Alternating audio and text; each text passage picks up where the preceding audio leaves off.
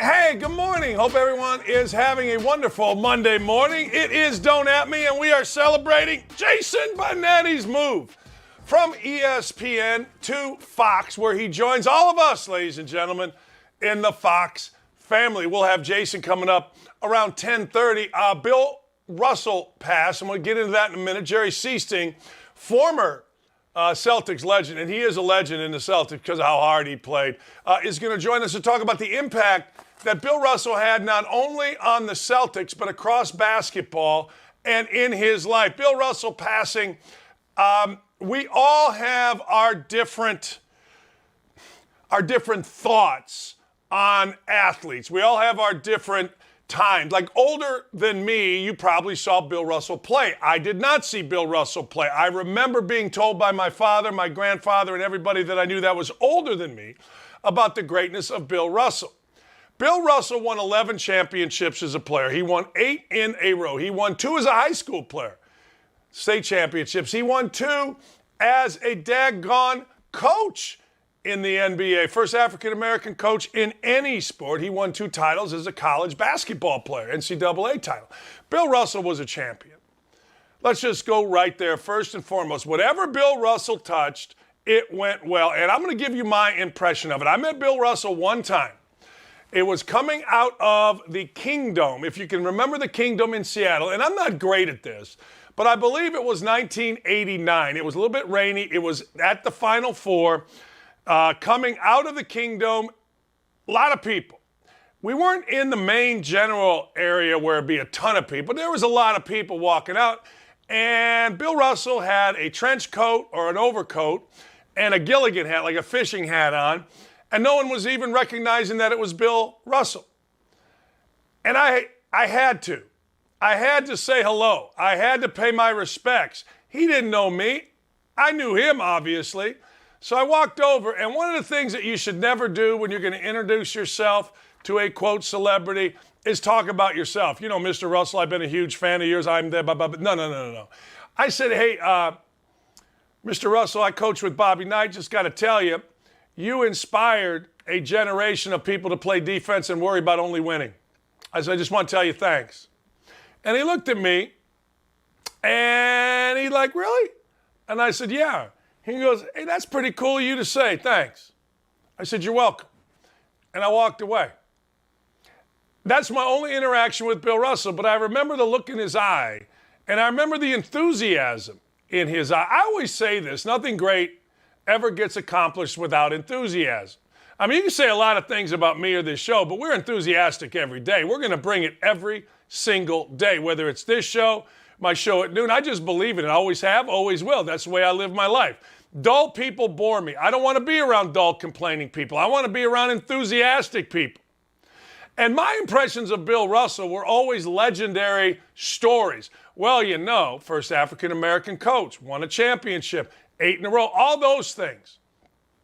But the truth of the matter is, for somebody my age, what you remembered about Bill Russell, and I absolutely love these.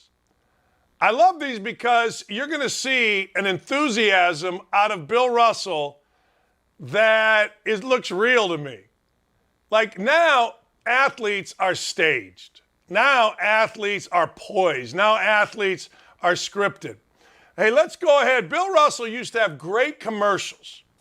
Bill Russell for long distance. And then he had a guy with him, Ronnie Watt. All right, let's go with the first Bill Russell commercial. There's no doubt why Bill Russell won all the time. Because he was better than everybody, longer, athletic, all that kind of stuff. But the man had an enthusiasm, a gravitas for life. Go ahead and play this one here. Now that I'm coaching, I'll tell my players, if you're in a tight ball game and you got a good shot, take it, don't pass off. Now, the same thing holds true when it comes to saving money on long distance. Now, if you dial your own out-of-state calls from your home or office, you got a sure shot and up to 50% savings. So don't pass off to the operator. She can't save your money.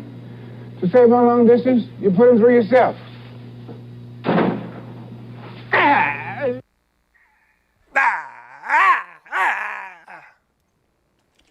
I love that. I do. I love that. That's what I grew up seeing Bill Russell, long distance commercials. I didn't grow up in the 50s and 60s. I didn't. I mean, I grew up in the 60s, but I was like, I'm born in 62. What the heck did I know at 7 years old in 69?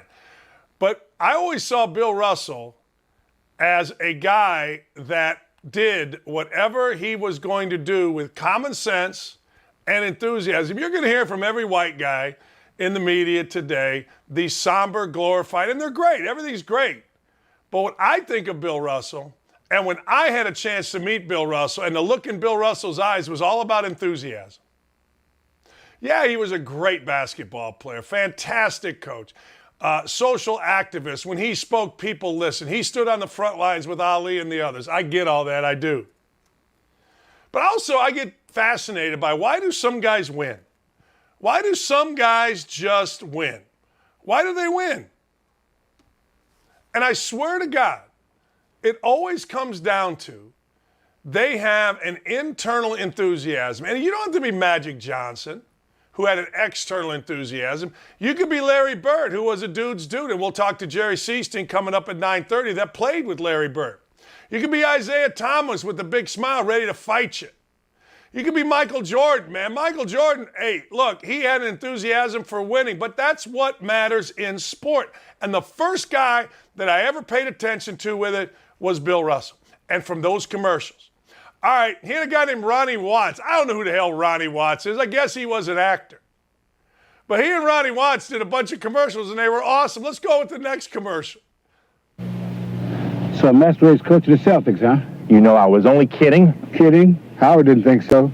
He asked me, were you really a friend of mine or just an actor? Well, what'd you tell him?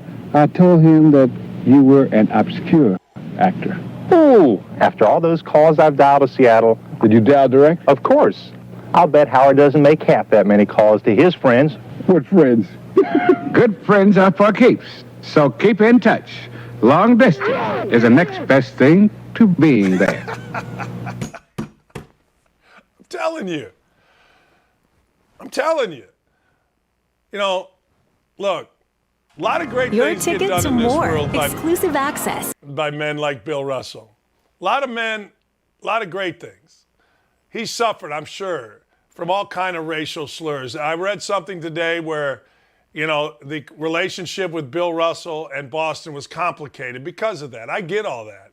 But as a young guy just watching hoops, as a young guy trying to learn, as a young guy that wanted to study, what makes people great? What makes people fantastic? What makes people win?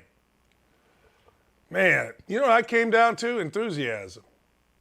And that's what that man had. You know what else? There are all kind of pictures of Bill Russell smoking cigars on benches. There are all kind of pictures of Bill Russell drenched in champagne. I love it. I love when champions wear their shirts.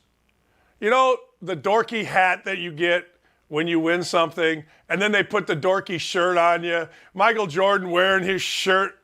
I love that stuff. I think that's team, and more team, and that's what I saw to Bill Russell. I know there's more to Bill Russell.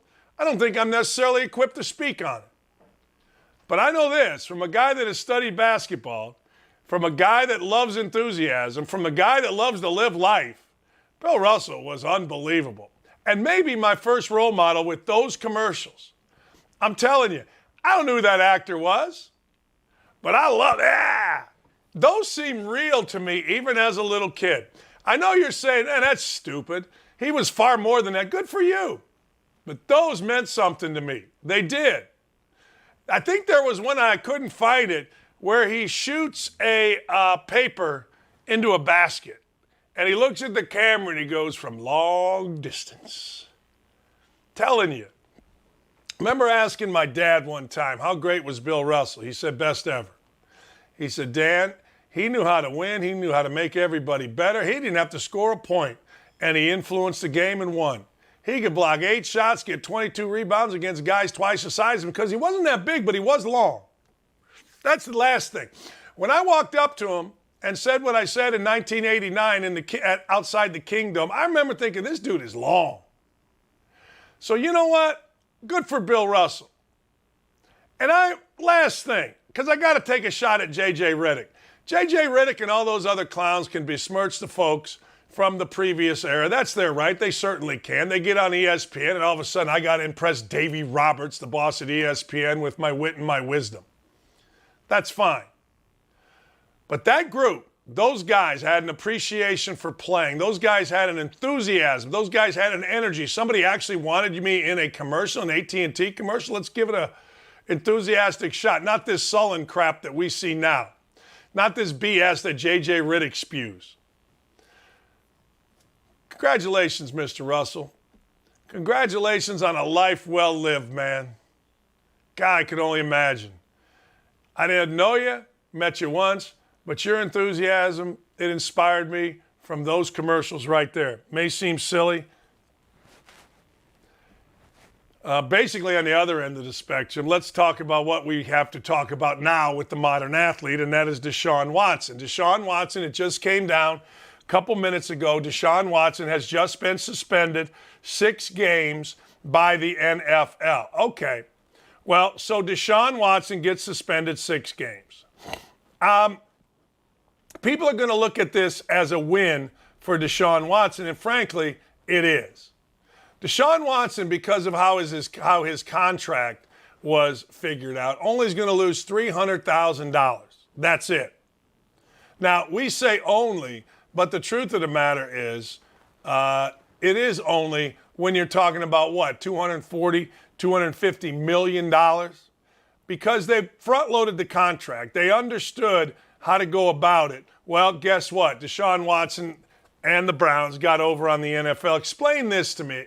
Explain to me how a guy named Calvin Ridley bet $1,500 on a parlay legally when he was out, and he only, got a year. No, gambling's different, man. All right. You had 24 women make allegations against Deshaun Watson. This wasn't a bad night in a bar. This is 24 women. Now, I would go the other way, too, and say there were no criminal charges. I would. I'd go the other way and say, look, basically every one of these but 2, and I say but 2, and that sounds so idiotic and so asinine, got settled, mind you, settled.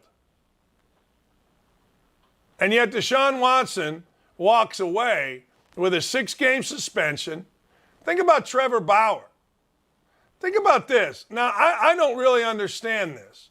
I know there are always extenuating circumstances, all right? I understand there are. To me, anyway, the extenuating circumstances make the difference. And I always say there's a backstory. Listen to what Trevor Bauer got. 324-game Major League Baseball suspension, 2 years for non-criminal sexual assault allegations.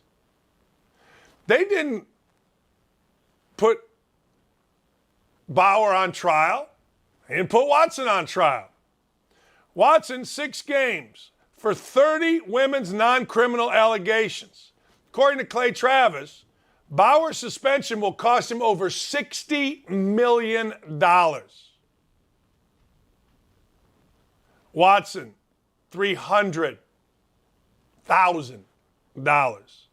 Is that unbelievable? How about Watson refused to sit out or refused to play last year? The Texans said no one would trade for him. They paid him a full salary. You could just sit out. That was Watson's choice last year. It's unbelievable. Look, it's nobody's fault. What you did was you put it in front of an arbitrator, and the arbitrator said, that's what we're doing. Now, you kind of knew this was all coming down last week, right? You kind of knew because, or yesterday, because the NFLPA basically said we cooperated with everything. And in cooperating with everything, we're not going to appeal. And we hope the NFL doesn't appeal. I don't know what the NFL is going to do. I assume that if they appeal, they'll be called racist, I would assume. I mean, that seems to be the ongoing onslaught on a day-to-day basis. Anything that's said anytime, any place is racist. So I assume that is something that they will have to look at, I assume. But the truth of the matter is, man, Deshaun Watson, I don't know if he got away with something or he didn't. I just know when you look at Calvin Ridley's sentence, I just know when you look at Tom Brady got 4 games for deflating footballs a little bit. This dude had 30 women, and then they went over and tried to sue the Houston Texans, which the Houston Texans settled. As long as you settle, you're good, right? Kobe Bryant settled. He was good. He's a star. He's an icon. He's a girl dad. Fine. Deshaun Watson settled. He only got 6 games. I don't know what the hell Trevor Bauer's lawyer was doing. I don't know what the hell Calvin Ridley's lawyer was doing. I got no idea what their 2 lawyers were doing. But my God, man, you got some bad lawyers, you 2 guys. You got some really bad lawyers. Deshaun Watson sat out a full year, got paid his deal. I'm not playing. I'm not playing. Now, I have no idea how the Houston Texans just went along with that. I have no idea how the Houston Texans said, you're not playing, you're not getting paid, you're cut. Well, we want to get something for him. Good for you. Or you're not cut, you're put on some type of commissioner's list, or you're playing. You tell me. I mean, at some point, there's got to be a law or a rule, not a law, a rule that can defend teams against this. I remember when Deebo, or what the hell is his name, Dabo Sweeney, told us Deshaun Watson's Michael Jordan. Yeah, okay, right. Deshaun Watson doesn't want to play. Michael Jordan always played. Deshaun Watson's got all these allegations. Maybe Jordan did, maybe he didn't, but they certainly weren't public. We get sold a bill of crap constantly. If I were a woman, I'd be pissed. I'm kind of pissed, and I'm a man. Well, I'm not. It's hard to say you're pissed. Like, because it doesn't really concern me. What I am is, I'm just amazed at the world that we live in. The NFL will come out and say, hey, look, we're all about women. And then you look at this and you go, really? Okay. That's pretty amazing. Good for Deshaun Watson, I suppose. Good for the Browns. You got over on everybody. Remember this. When the next time a player says it's not about the money, I don't want to run inside, I don't want to shorten my career, I don't want to do this, it's always about the money. And I ain't mad about it. It's not sometimes about the money, it's always about the money. Always. Not sometimes, always. What do you mean by that, Dan? Well, what I mean by that is Deebo Samuel just signed a contract that, I don't know, let me make sure I have it right. 3 years, $71.55 million extension, including $58.1 million guaranteed. Now, I'm not mad at it at all. In fact, I like it. I love it. But don't tell me it's not about the money. Hey, I don't want to run inside. You guys are running me inside. I want to lengthen my career, blah, blah, blah, blah, blah. Yeah, really? Here's an extra $2 million. Oh, okay, good, I'll run inside. And I ain't mad about it. Everybody in the freaking world does things for money. I do. You know, people always say to me, you got fired at ESPN. No, I didn't. Contract was up. Better job, more money here. You kidding me? Everybody does. So a lot of people are criticizing Deebo Samuel. Well, he said it wasn't about the money. Of course it's about the money. If I'm a pro football player, there's one thing I want to do. 2 things. 1, I want to make the damn team.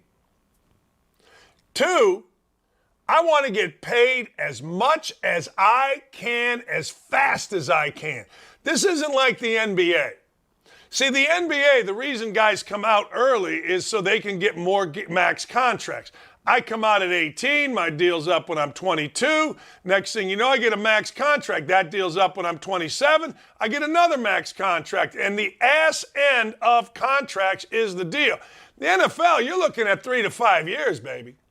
You're looking at the average career 3 to 5 years. I mean, how many guys have we seen? Oh, yeah, I remember he played for my team. Now he's gone. Deebo Samuel was smart. Make no mistake.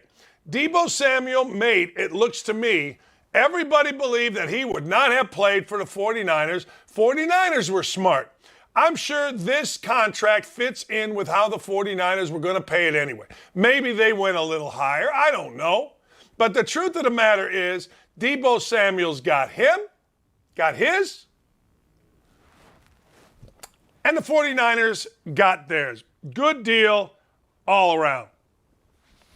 Apparently now, anything that an athlete signs is subject to social justice rulings. Kyler Murray signs the amendment that says, hey, look, dumbass, you're going to have to study a little bit. He signs it. His agent puts it in there. The agent gives it to Murray. I assume the agent said, Kyler, this is in there. Hey, man, I don't care. It's $230 million. You can put in there that I can have sex with goats. Who cares? You can put in there anything you want. That's how I'd look at it. Whoa, wait a second. All of a sudden, this racist. Why is it racist, according to Warren Moon? Because it goes to the stereotypes that black quarterbacks don't work hard. No, it doesn't. No, it really doesn't. We're way beyond it. Like, look, I understand everybody has to say things. I understand to stay relevant, you've got to say that. But the truth of the matter is, it's not racist because it treats everyone like they should be treated. If the Arizona Cardinals, who actually I would assume think this way, oh man, we better not put that in because I better not say that because it's racist. It's the right thing to put in, but it might be perceived as racist. Arizona Cardinals said, hey, look, this is what needs to be in there. I don't give a damn if you're black or white or whatever. This is going in there. And it went in. It's the opposite of racist, but nobody has figured that out yet. Nobody's figured out that treating people the same is not racist. It's just treating people the same. I get called racist all the time because I treat everybody the same. You treat people the same. Would you put that in with a white quarterback? Why wouldn't you? If the dude didn't study, why wouldn't you? Of course you would. I guarantee you that the Arizona Cardinals got like 10 people whose job is it to figure out one thing. Is this racist? Is this promotion racist? Is this sign in the stadium racist? Is this tweet racist? I guarantee anything you want. In fact, I know teams have that. They have diversity groups that make damn sure. Hey, this ain't racist. Sometimes, though, you just got to treat people how they deserve to be treated. And if Kyler Murray isn't studying, and it's a huge concern of the Cardinals, I don't give a damn what Warren Moon or other people say. You put it in the contract. If I didn't study, if I wasn't prepared for my show, I would expect, hey, Dan, we love you. You're very handsome, and you're getting by being so handsome. Your handsomeness is overcoming all of your inability to study, inability to have any knowledge. And if you don't start studying, if you don't have knowledge, we're going to be a little bit blanked off. But of course, you know what? Guys just go to it's racist. Why? Easiest thing to do, right? Easiest thing to do. It's racist. Nothing racist about it. If they were worried about it being racist, they wouldn't put it in there. Treated Kyler Murray exactly how Kyler Murray showed them he needed to be treated. That ain't racist. You can say it's racist. Anybody can say it's racist. Everything is blah, blah, blah, racist. Blah, blah, blah, blah, racist. Green shirt, racist, should be red. Okay. No. Last thing. Actually, you're right, BS. The clause actually shows that Murray's been playing video games and calling that study. He's actually right about that. When you put in specifics like that, there's your problem. When you put in, hey, look, you got to study, but not play video games, not watch TV, there's your problem. How about Kyler Murray just be a man and do his job? How about Kyler Murray just walk like a man, do his job to the best of his ability, and learn what the greats of the game have learned? You have to have an all-encompassing, fanatical devotion if you want to be a great quarterback. Tom Brady's taught you that.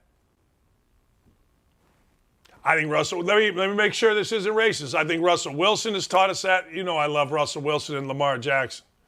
Maybe Lamar Jackson needs to study more. Maybe Tom Brady needs to study more this year. I'll be honest with you. Let me tell you this.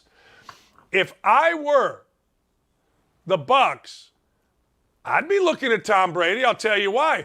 I heard an interview with Tom Brady. Tom Brady's talking about production companies. Tom Brady's talking about all this stuff that he's doing. Nobody ever questions Tom Brady, and no one ever should question Tom Brady up until now. I'd question every single guy in my organization that is in that quarterback room. Are you studying enough? Are you prepared enough? Hell, I was harder on my best players as a coach. Why? Should be. I'm just telling you. Hey, Dan, hasn't Arizona been having winning records the years he's been QB? Yeah, is that enough? Yes, he saved the franchise. Absolutely, yes. So that's enough? Okay, they've been having winning records. So what? What are you trying to do? Again, I think when you're a professional athlete of immense talent, I think you should study the greats. Greats work their ass off. Last thing, Barkley stayed with the TNT. Had to. When I saw how much money Charles Barkley was making, and you combine it with what he's making from commercials, he's making $10 million from TNT. He's making $10 million from TNT. I will have, by the way, let me just go back to the YouTube chat. There will be no Lamar Jackson slander on this board. You know I have an unnatural love of A&W Root Beer Zero and Lamar Jackson. There will be no slander. None. Zero. Connie Bill Bliss. Caney, I don't know. Lamar can't make certain throws. He has figured out. As he gets slower, it'll be worse. There will be none, zero slander of Lamar Jackson. I've said this for years. Ever since he was a senior in high school, I have an unnatural affinity for Lamar Jackson. Last thing, Barkley stayed with TNT, had to. Making way too much money. And then you got all the commercials he and Shaq are doing. He had absolutely no chance other than to stay there because he would have lost all of that. Now, if the Live Tour wanted to pay him $50 million, fine, that's a different deal. Barkley made the right move, and I'm glad. All right, there are legends and there are legends. Jerry Seasting is a legend. Jerry Seasting, world champion with the Boston Celtics, mid-'80s. Jerry Seasting, legendary golfer around these parts in the state of Indiana. Jerry Seasting, legendary brawler in the NBA. Jerry joins us when we come back. We're going to talk about Bill Russell, the Celtics, his impact on basketball. We've got about 10, 15 minutes with Jerry Seasting. Great dude. Can't wait to talk to him. Haven't seen him in a while. We'll be right back.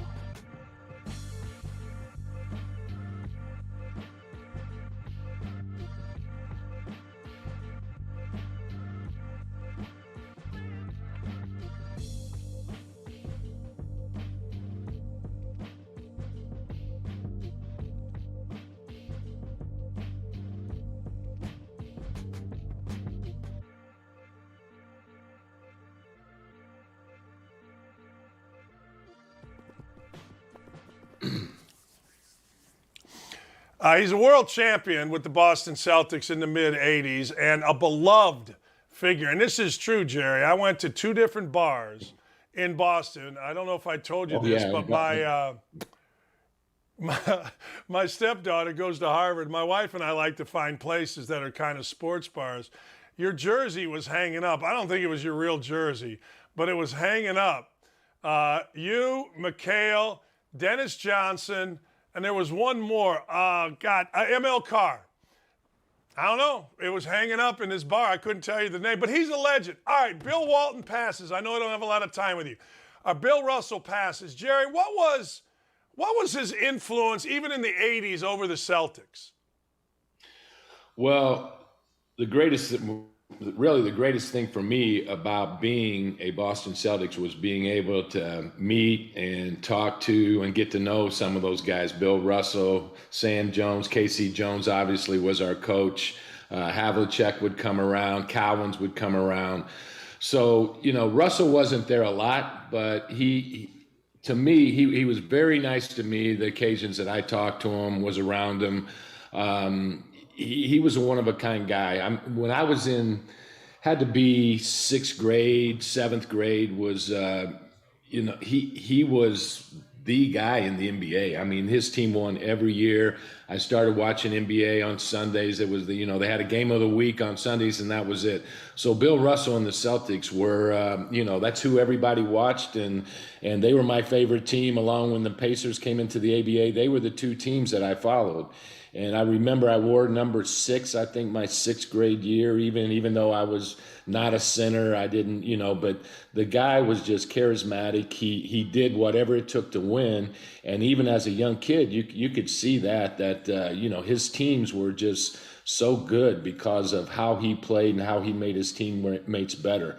So, and in those days when you're a young kid and we didn't have all the stuff they have now, no internet, you read everything out of magazines, you read newspapers, you tried to get your hands on anything to find out about who these guys were, where they came from, what they did, where they went to college. So he graduated college, I think the year I was born, 56.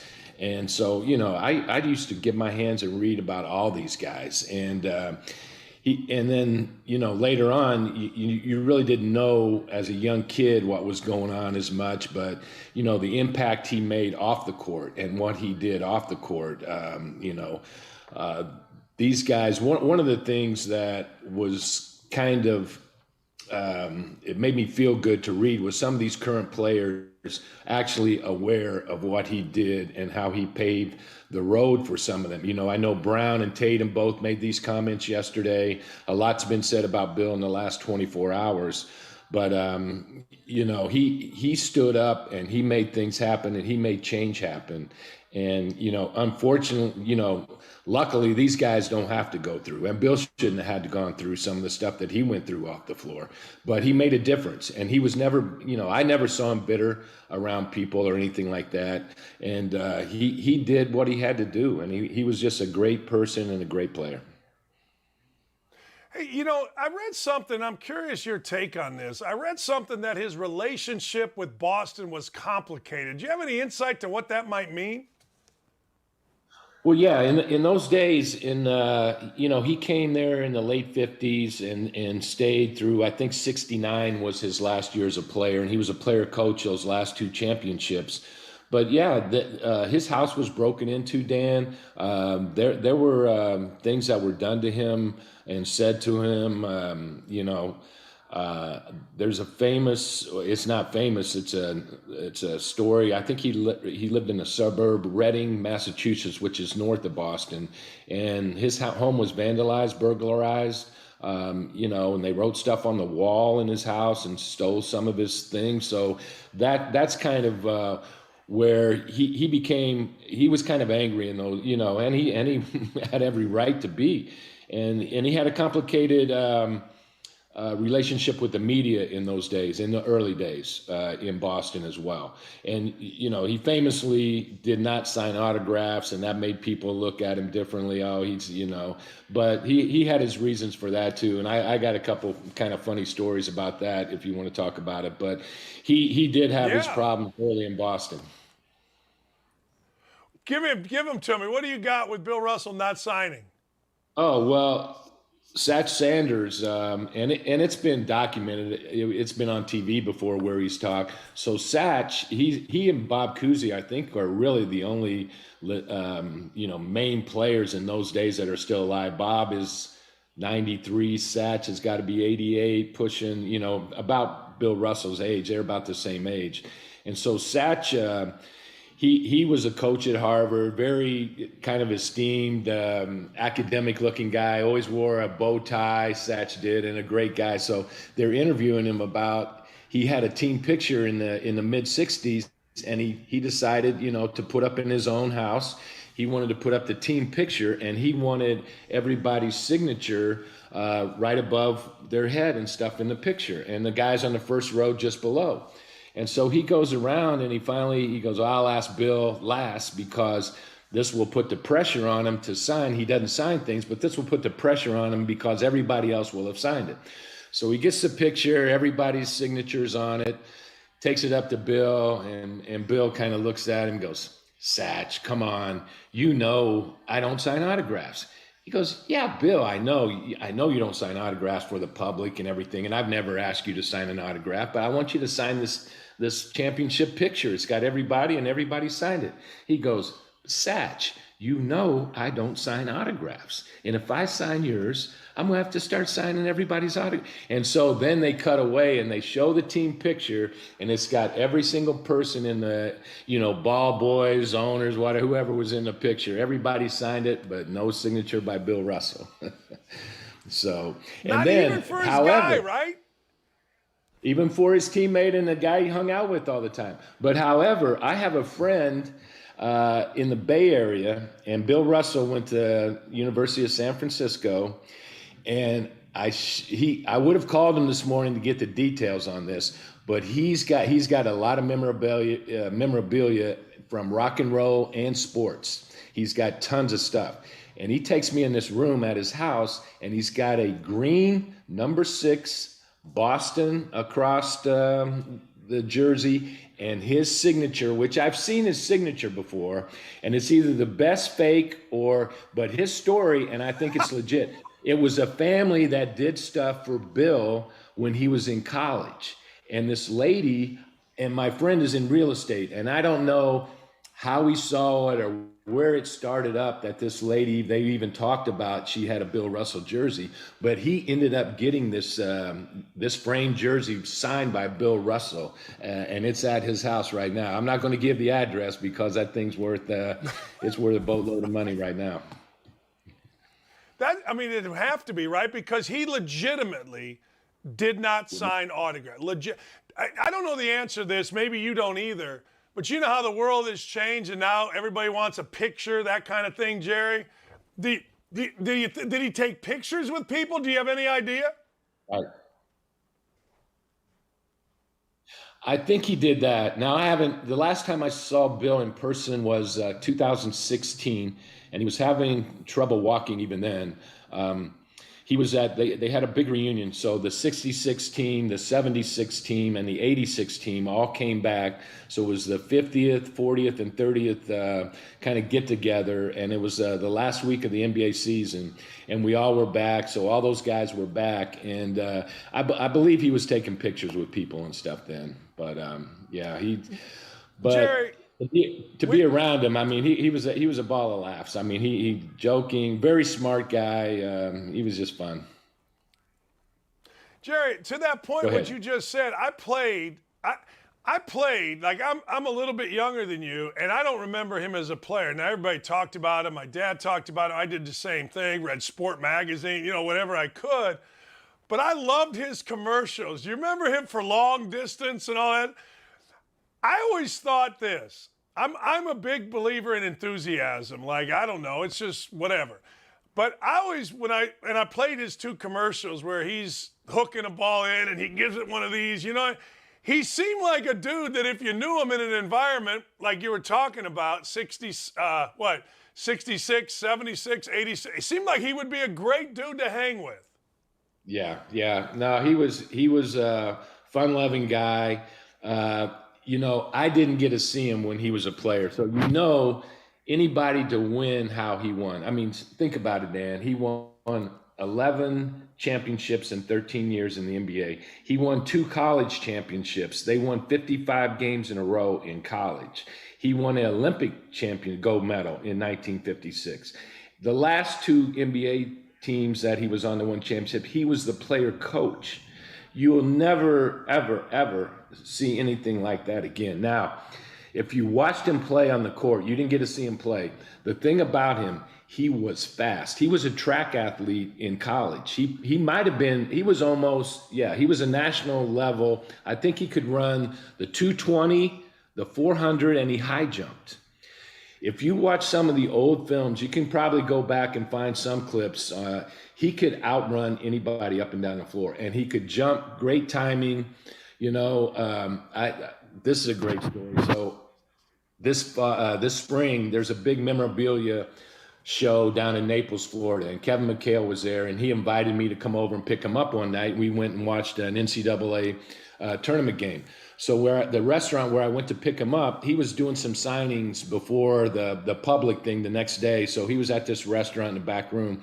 Well, Artis Gilmore was there, Earl the Pearl Monroe was there, and Rick Barry was there. So I sat down. Those guys were having something to eat, and I sat next to Earl, and we started talking. So I tried to pick his brain on some old stories. And he told me he got traded to the Knicks, but he always wanted to be a Celtic. I go, why did you want to be a Celtic? He goes, well, I wanted to play with Bill.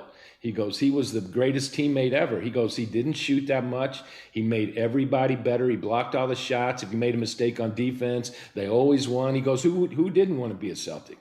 So he said, the first time I played the Celtics, and he was this, guy that had all these moves and everything. He could shoot from outside, but he had great shots around the basket. He goes, I had to go in against Russell.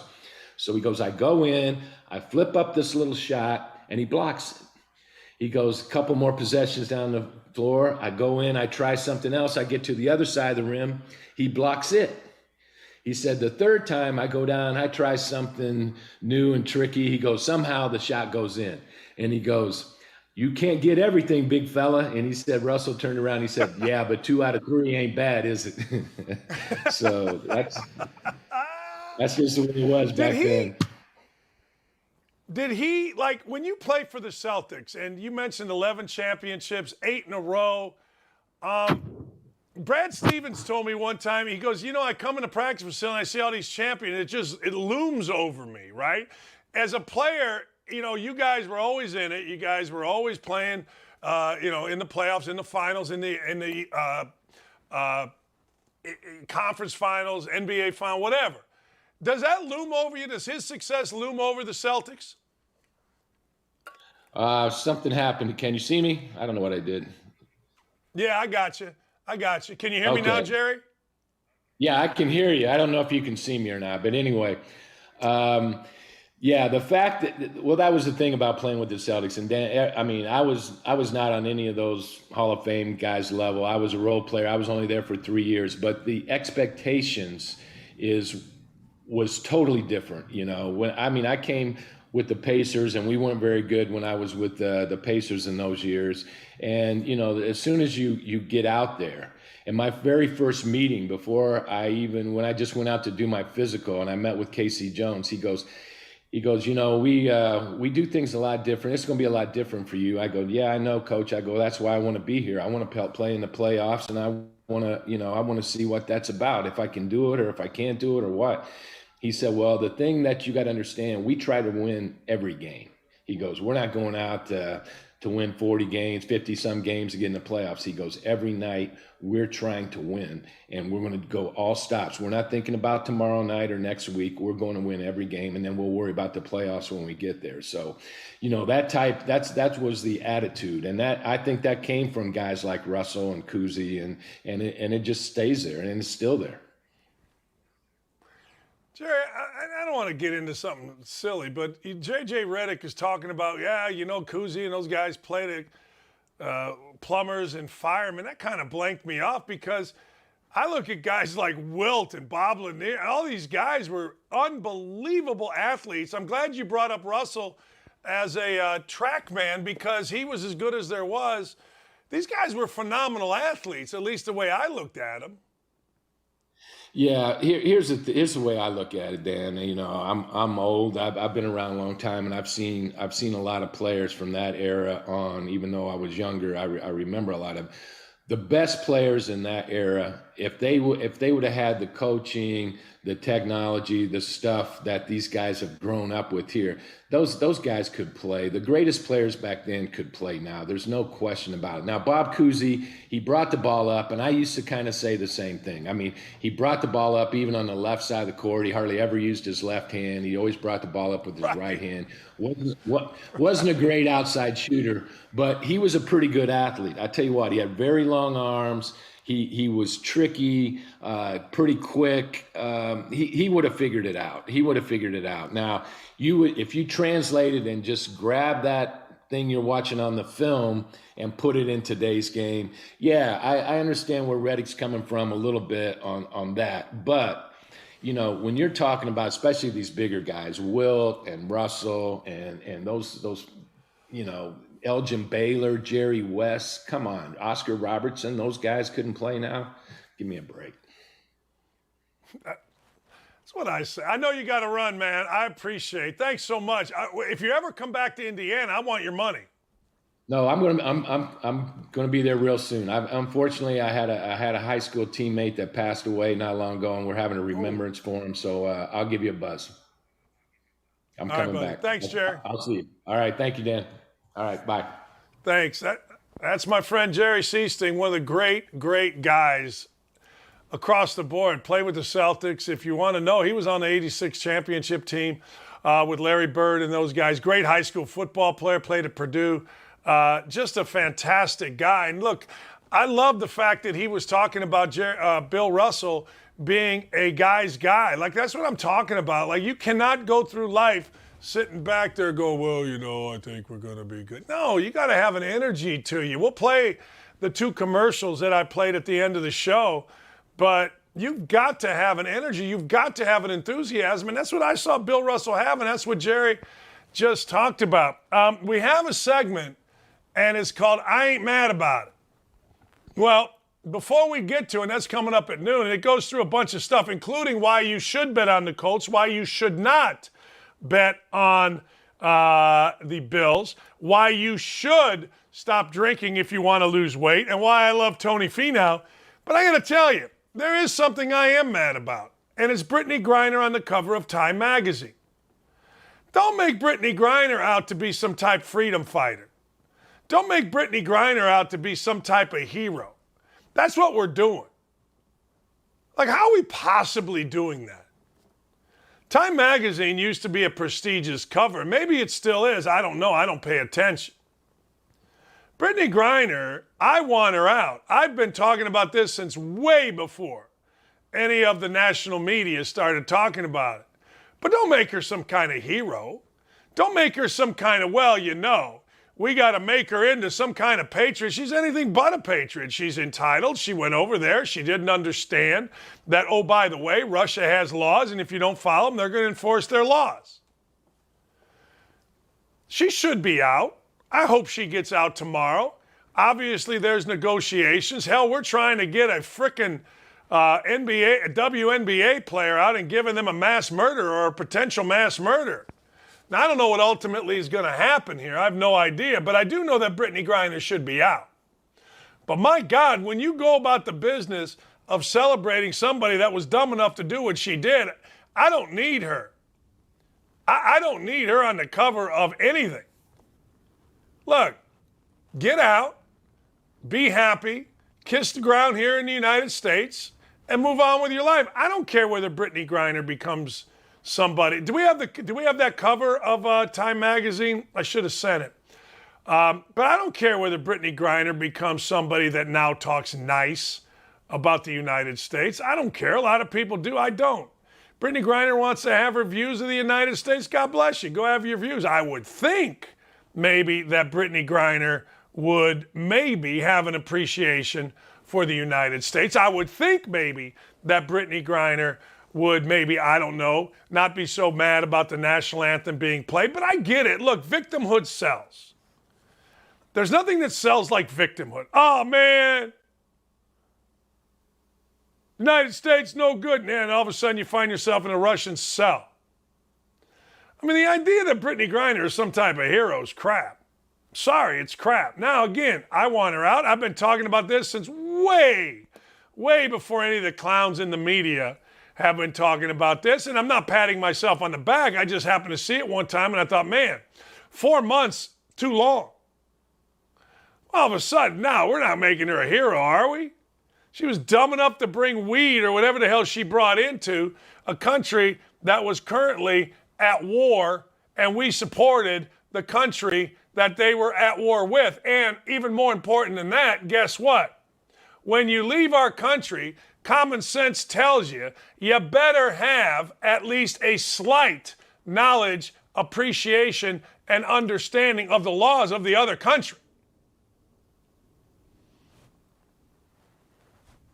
You can't be that entitled. So I am all for Brittany Griner being out. But son of a gun, we're going to make her a hero? And the fight for freedom. Oh, okay. Yeah? A lot of ways you can go with that. Look, I get it. We're woke. We're crazy. We got to support those that are, we don't really support real people that are fighting for freedom. Fine. I know that she's fighting for her freedom. But damn, put her on the cover of Time magazine. A lot of people you could put on the Time magazine. I'll give you a name, Elijah Dickin. Elijah Dickin stopped a ton of people from getting murdered. But hey, I get it. It clears Time magazine of any type of ist. It's ridiculous. News of the day, Deshaun Watson only suspended 6 games. That feels light to me. That feels light. I don't know that Roger Goodell could add more games. I don't know that he can't. But I will say this. I am anxious to see in the next 24 hours what women's groups do. Now, you can say to me, hey, Dan, why won't men's group be upset by it? And you're probably right. But let's be honest. I'm anxious to see what women's groups are going to do. Like, I feel like the white women media is so afraid to be critical, even a little bit of Deshaun Watson. I didn't see Mary Kay Cabot or any of the other writers in Cleveland criticizing this even a little bit. I didn't see any of them. That's fine. Criticize, don't criticize. But I'm anxious to see if any of the media folks, particularly women in Cleveland, say, wait a second, this isn't right. I'm anxious to see if any NFL players say, wait a second here, hold the phone. So you're telling me Calvin Ridley got a full year suspension for betting $1,500 on a parlay? That's what you're telling me?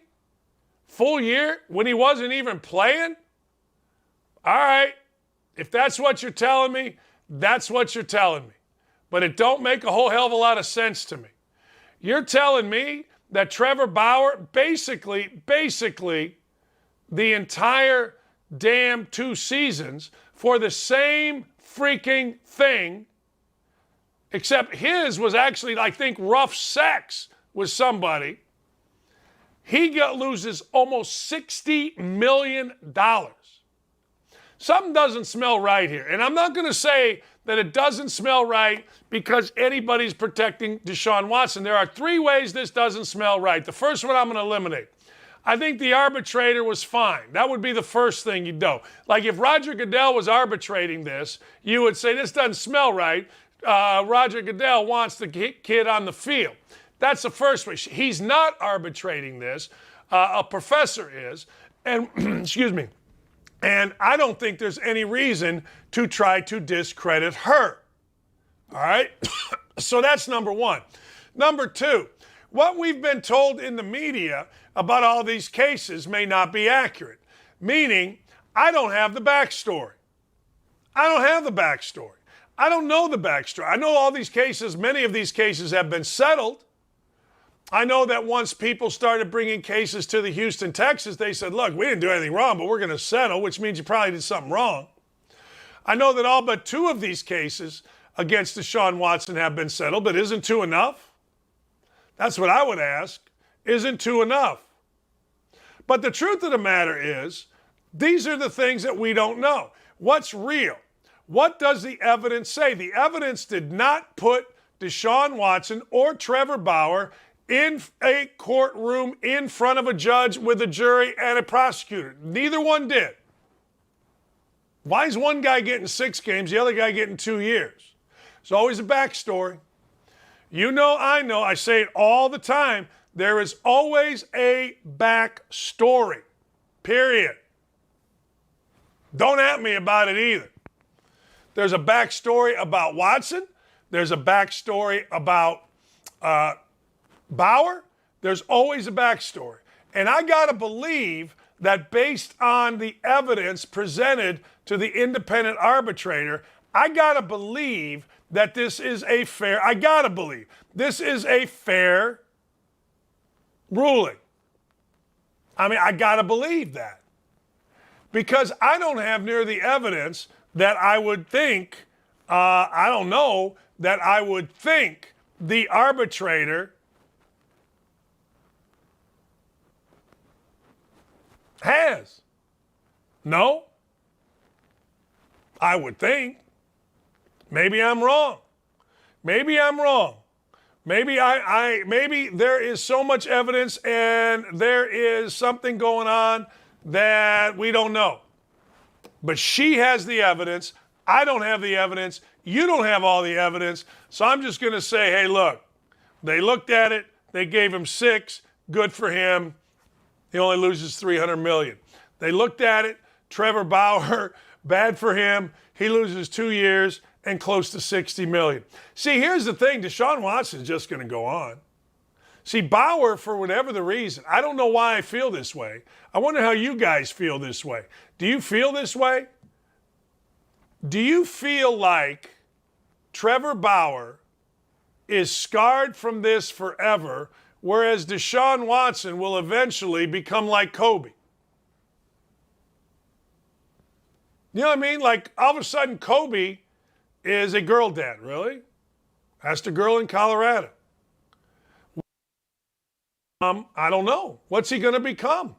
I don't think anybody's going to give a rat's ass. Is that because football is bigger than baseball? Is it because his suspension is only 6 games? Is it because he's been more vocal and is it because he's more likable? I don't know the answer to that.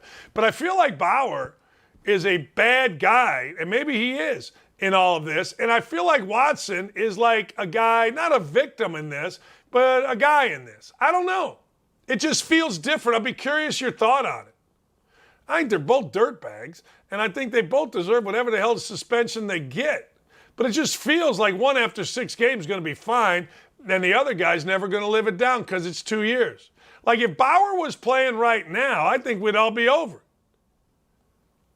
I don't know. Not really sure. All right, I'm going to give you a bunch of stuff on why you shouldn't bet on the Buffalo Bills. Buffalo Bills number is like 11.5. Don't do it. I'm going to give you a bunch of stuff. And in that bunch of stuff, I'm going to tell you why you should also bet the Colts and to win the division. And in between, what I'm going to do is tell you, I don't know, Sean Black. I don't know, Sean. Go woke, go broke. Is that a real thing? I'm not sure it is. I'm not sure it isn't. But I got to tell you, the Cleveland, not Indians, the Cleveland Guardians, they struggling. They big struggling. The Poors Collective says should have been no games. Apology from the league, donation by the NFL to a charity that supports men who are victims of false accusations. Interesting. Interesting. All right. I don't, it probably should, but considering how they didn't do anything to Robert Kraft, Jerry Jones, or Dan, well, I know you're meaning Schneider, supposedly the owners are supposed to be held to a higher standard. Even 6 games might be too much. That's from a doctor. Yeah, I don't know.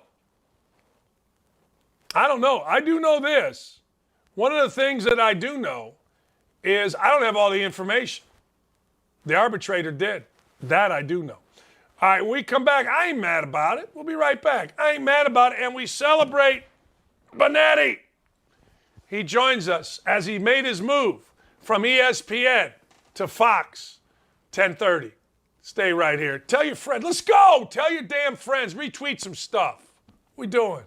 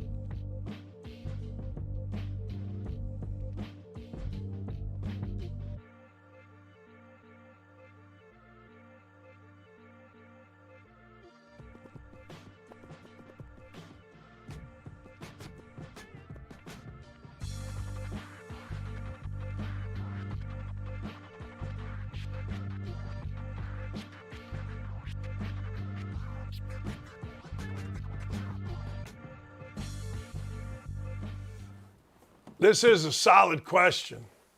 Very solid question. Clay asks. We got to get Clay on this week. Experiment. Star white quarterback is accused of sexually assaulting 30 mostly minority women. Authorities decide not to bring any charges. White quarterback gets traded, gets the largest football contract of all time. Suspension 6 games. How does the woke media react? Boy, oh boy. Oh, man. Woo! You know how the woke media reacts on that bad boy. Awesome. That's a great question. Hope we never see it. All right, ladies and gentlemen, couple of things. Number one, it's betting season in the NFL. And frankly, you know what? I like betting. I do. I just had a big weekend. I stopped betting baseball, but now I bet baseball, and I had a good week. Cubs getting beat helped me. All right, what do we got here? Let's take a look. We're not going to bet on the Buffalo Bills, and I'm going to tell you why. But first, and this has nothing to do with it. Has nothing to do with it. First, ladies and gentlemen, we got to look at a fight in Bills camp. You don't hit the quarterback. You don't hit the quarterback after the play, particularly when the quarterback is Josh Allen, where he's probably an MVP candidate. He's not going to win the MVP, but he's probably an MVP candidate. All right, let's take a look. Let's take a look at a little fight at Bills camp. Watch it.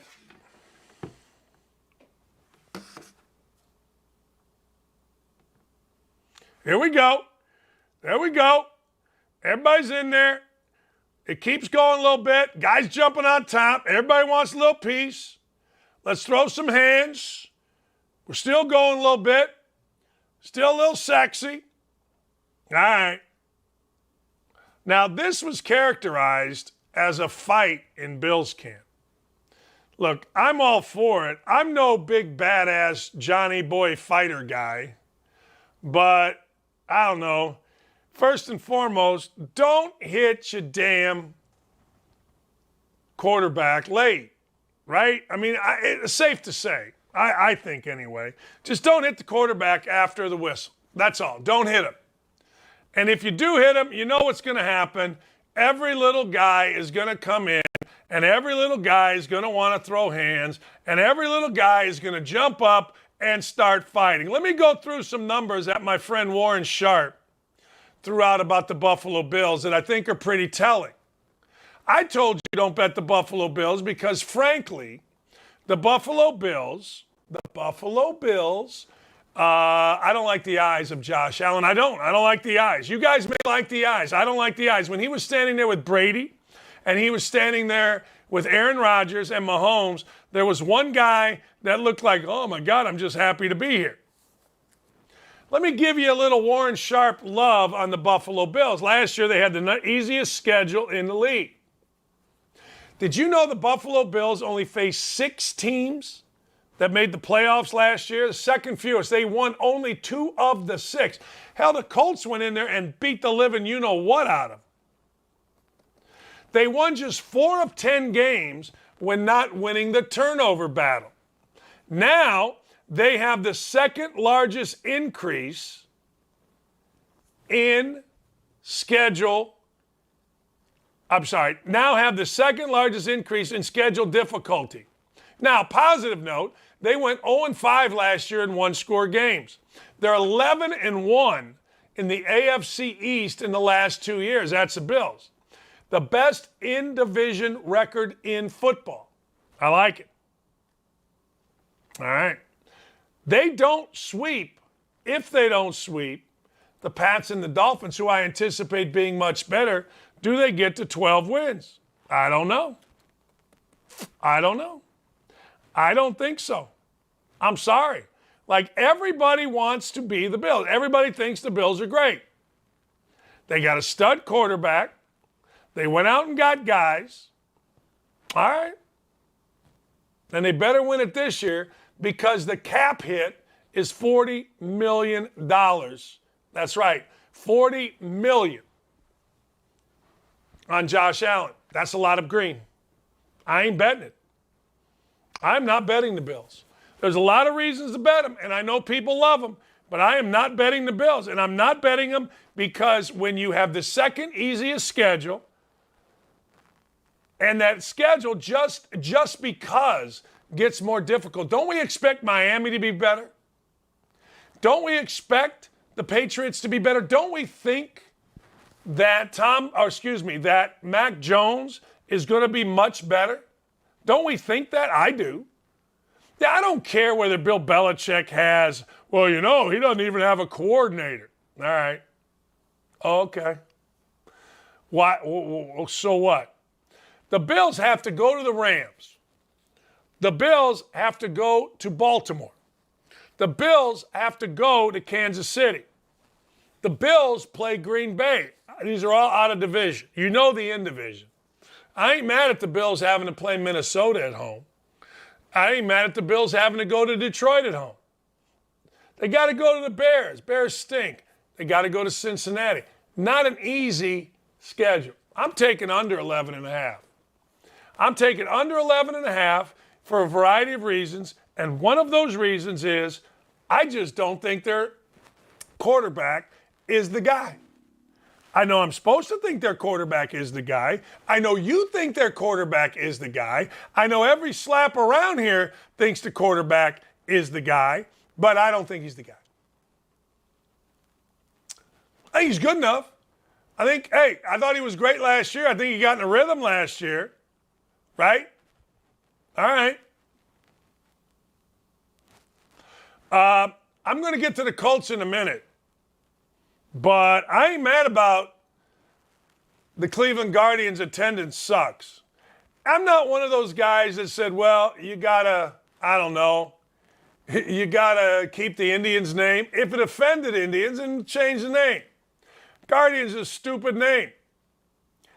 2019, the last fully pre-pandemic season, the team averaged 21,465 fans. This year, 15,000. 15,000. Now, I don't know if you remember this, but in the early 2000s, late 1990s, man, it was sold out every night. Every night. In 2019, non-Cleveland attendance was 28,000 a night. I always said, Major League Baseball can get like 40 grand a night, and everybody says it's dying. On a Tuesday night, you can get 40 grand. Now it's down 6.5% to 26,000. So the whole league is down. Attendance for the Guardians plummeted 30%. How about that? TV ratings stink. It's a dumb name. I don't care whether it means something to that city. It's a dumb name. It's like Valpo University calling themselves the Beacons because we want to be a beacon of light.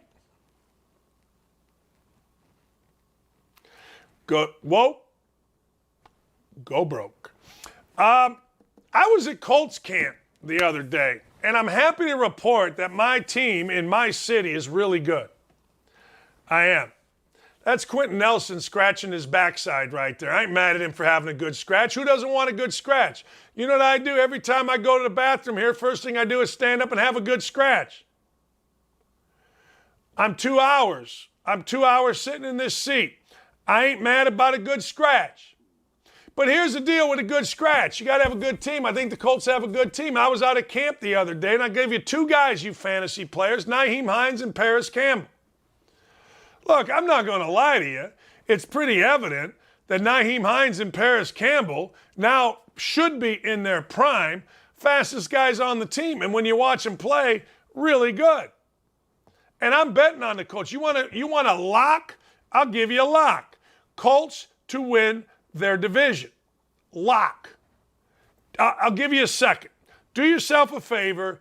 Put it down. Write it down. Go to your sports website, whatever site you use, go to it and bet it right now. The over-under of 8.5 is going to get crushed. The Colts winning their division is going to get crushed. You guys are out of your mind if you don't think the Colts are going to win their division. I'm just telling you. Regular season wins on the Colts. Now it's moved to 10. Every time I talk about this, it moves to 10. I'm taking the Colts to win the damn division. I'm taking over 10. I'm taking they're going to be like 11-6. I'll go through it with you. I will. I'll go through it. I mean, if you would really like. But the Colts' schedule is such that it ain't hard. Now, they start out with 2 games on the road in their division. In fact, 5 of their first games are in the division, 5 of their first 7. So the division is going to be decided pretty much the moment week 8 comes. But the Colts don't have it hard. The Colts don't have a bad schedule. I know they start out with all that division play, but you know what?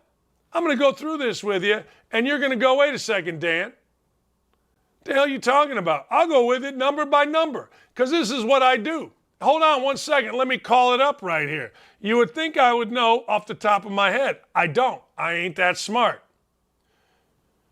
I used to know it off the top of my head. I will know it off the top of my head. But let me go through 10 wins. Houston, Jacksonville. They play Kansas City at home.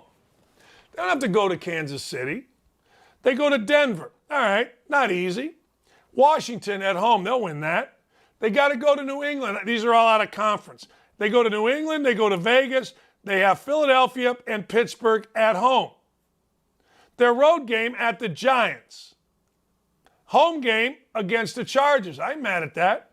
Road game against Minnesota and Dallas. So their road games non-conference are Denver. They going to be any good? Maybe. We'll see. New England, Las Vegas, Dallas, Minnesota, and the Giants. Their home games out of league, not the easiest, but they got Kansas City. All right. They've got Philadelphia, Carson Wentz Bowl. They've got Pittsburgh. They've got the Chargers, and they got Washington. They'll win all those. The league stinks. The conference is awful. The only wild card in the conference is obviously Jacksonville because nobody, and I mean nobody, knows whether or not Jacksonville is going to be good, bad, happy, or sad. But I will tell you this, when you look at the Titans, let me give you the Titans non-conference. All right, at home they've got the Giants, that's good. They've got Las Vegas at home, that's good. They've got Denver at home, Cincinnati, Super Bowl team at home. Okay, and Dallas at home. Let me give you their road non-conference games. You ready? At Buffalo, non-division. At Buffalo. At Washington. Okay. At Kansas City. So you got to go to Buffalo and Kansas City. You got to go to Green Bay. Now think about that. Colts don't have that kind of deal. The Colts don't have. That's why when you go to who wins divisions, you always go to record. They got to go to Philadelphia, and they got to go to the Chargers, who might be the best team in the West. That's tough road sledding. Everybody should beat and win their home games. At home, all right, they got Dallas at home. Fine. I said Cincinnati at home. They've got the Giants at home, Las Vegas at home, and Denver at home. Great. You win the home games. It's the road games that kill you. It's the road games that crush your soul, and they have a really difficult road schedule. So do yourself a favor, go to your favorite damn betting place and say, hey, look, give me every dime that I have and put it on the damn Colts to win the division. Don't at me, people. You know what you should do? You should thank me. That's what you should do. Everybody should thank me. Seriously. That should happen. Don't be afraid. Don't be afraid to thank me. I accept thanks. I do. All right. I like this.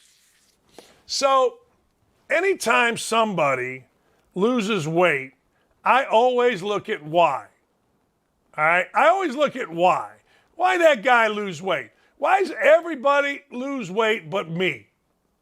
Everybody loses weight. I'm telling you.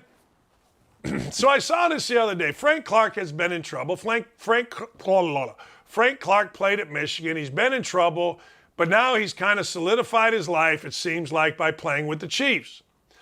So we have all these weight loss things, right?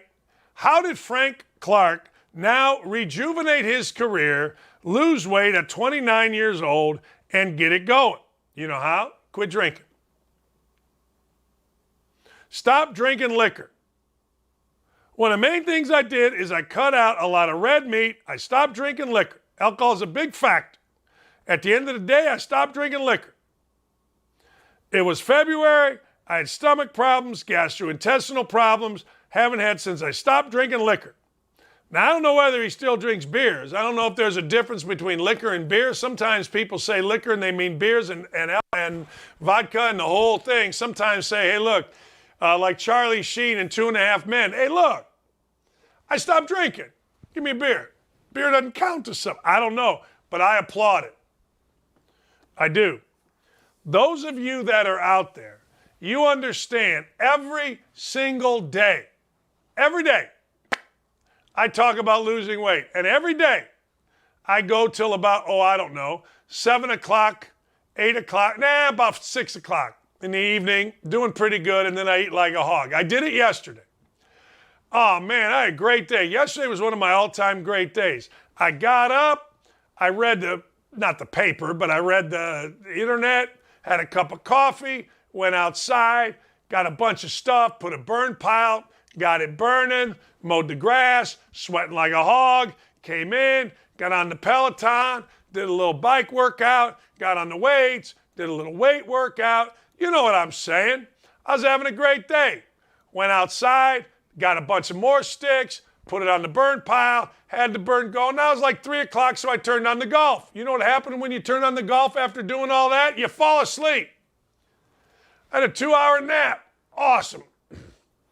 2-hour nap, fell asleep, went to my brother's house. My mom, her friend Ted, my wife, my mother-in-law. Is great. One of the best days of the year. So today I woke up and I'm playing Rocky. But here's what I did last night. I was going to diet. I was great all day. Went to my brother's. Didn't have a ton of ribs. Didn't have a ton of appetizers. A little bit of brisket. Nothing crazy. And then everybody wanted to go for ice cream. We walked down the street and went and got ice cream.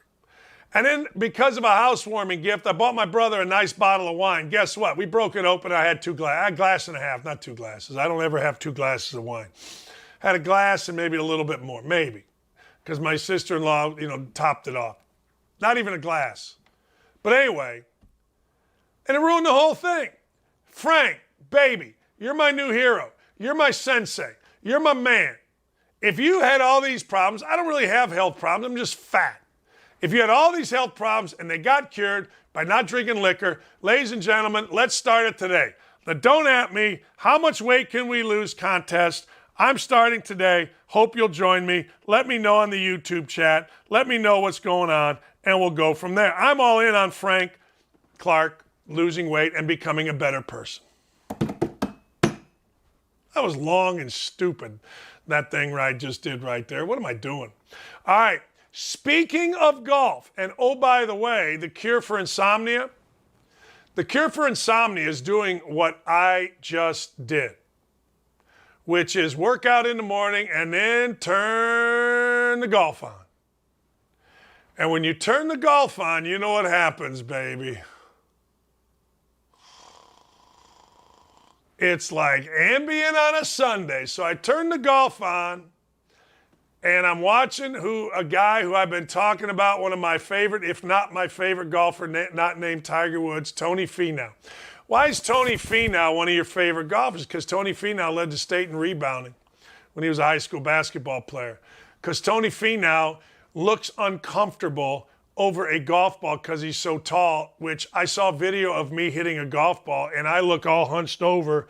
I think I look like Jack Nicklaus or Tiger Woods, square, strong, you know what I mean? But I look hunched over like an unathletic dork. Tony Finau does the same thing. I don't know about you guys, but if you combine golf on Sunday, working out, you might as well have the right guy win. And Tony Finau did, and I love it. It's 2 in a row. It's like the first player since 1980 to win 2 tournaments outright by 3 shots. Tony Finau's a superstar, and he walks cool. He does. Tony Finau walks cool. He doesn't really walk. He kind of saunters. See, us big guys either walk one of 2 ways. We either walk like Tony Finau, where we kind of saunter, or we walk like I do, like a dork. Feet going this way, stuff everywhere. It's insanity. So I was happy Tony Finau won. He was up 2. He kept winning. And you know what I was equally as happy? You know how you sleep? You take a nap, but you're still hearing stuff. You don't really know. You know what I mean? It's not like a deep, dark, I'm asleep kind of thing on a couch on a Sunday. But I got to tell you, I woke up and I looked, and all of a sudden they're on like the 17th hole, and Tony Finau's going to roll away with it, and I liked it. So I ain't mad about it. I ain't mad about not betting the Bills to go over their win total. I'm not mad at that at all. I'm not mad at the Guardians for not having any attendance. Hey, look, go woke, go get broke. I'm just saying.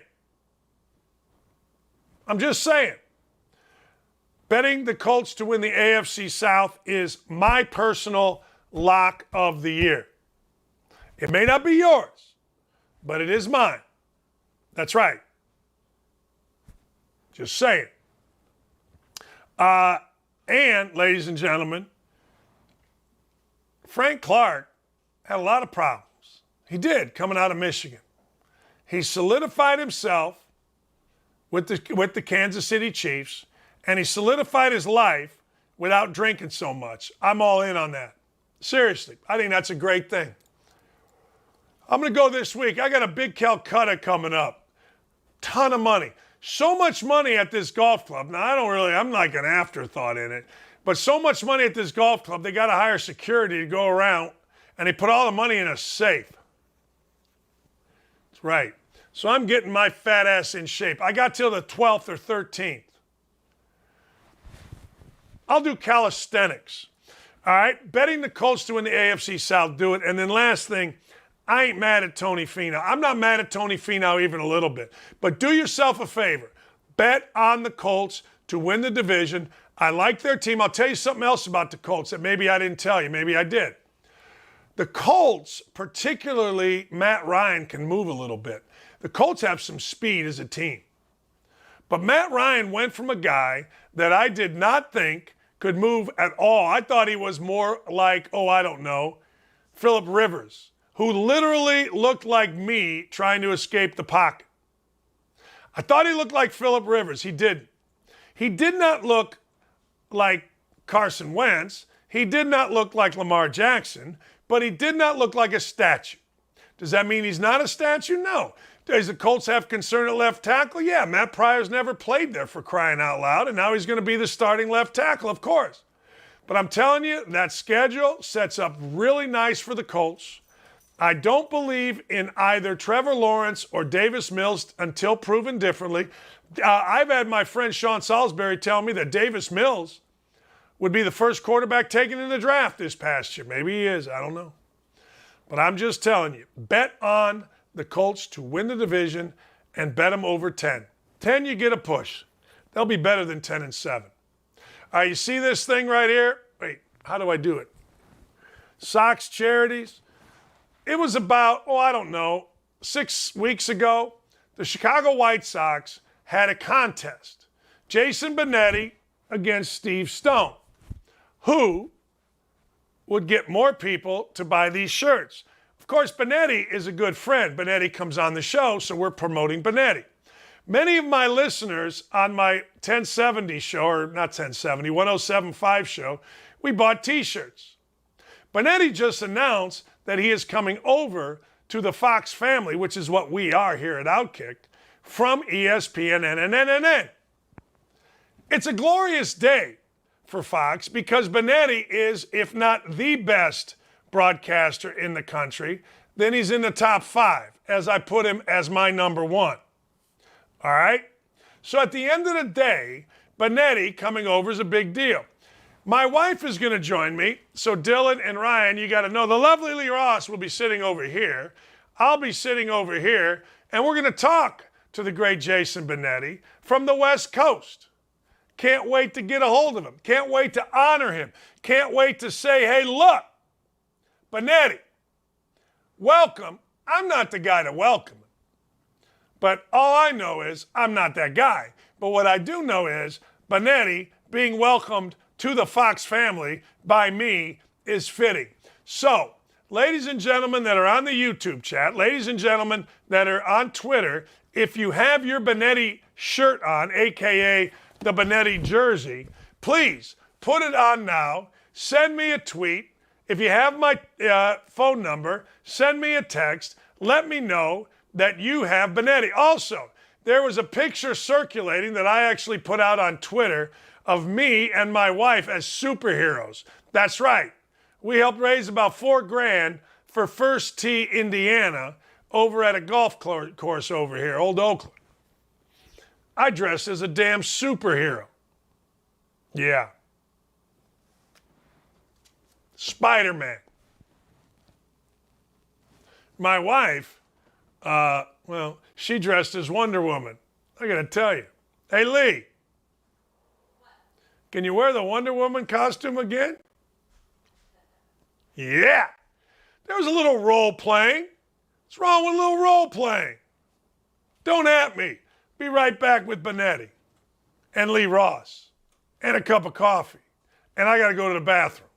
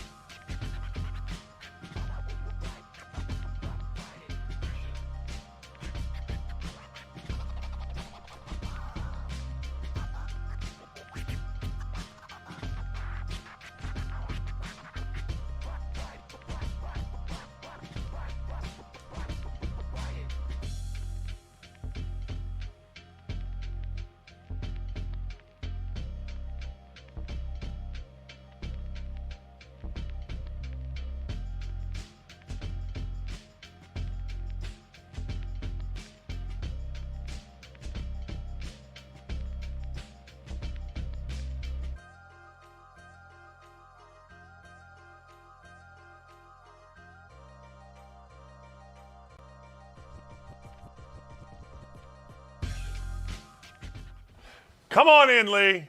Come on in. Show your shirt. Show your Benetti pride. Yeah. This is ridiculous. My favorite guy. Look at you two. I can't even begin to tell you how honored I am. Hey, today, all across central Indiana, at least on our show, we have Jason Benetti Day. What a holiday. I mean, is everybody walking funny too? Like, how are we doing this? What are we doing?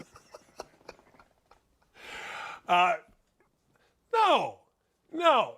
My show, they showed out for you. They came together to buy your shirt for White Sox charities.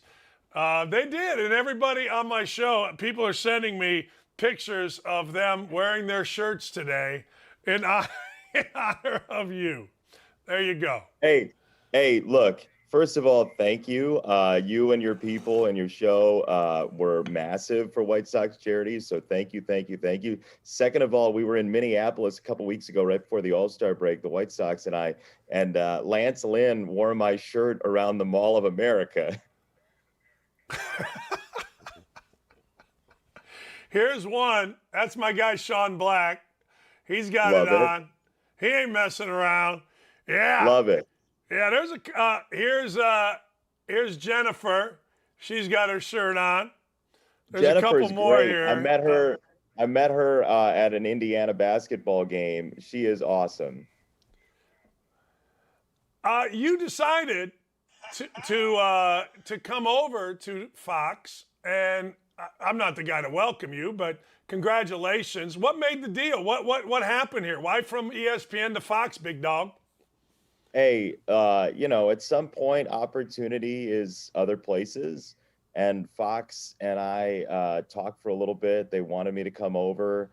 I wanted to go over there, in part because of the opportunity, because of the college football games they have, the college basketball, the Major League Baseball. Like, ESPN doesn't have a lot of Major League Baseball left.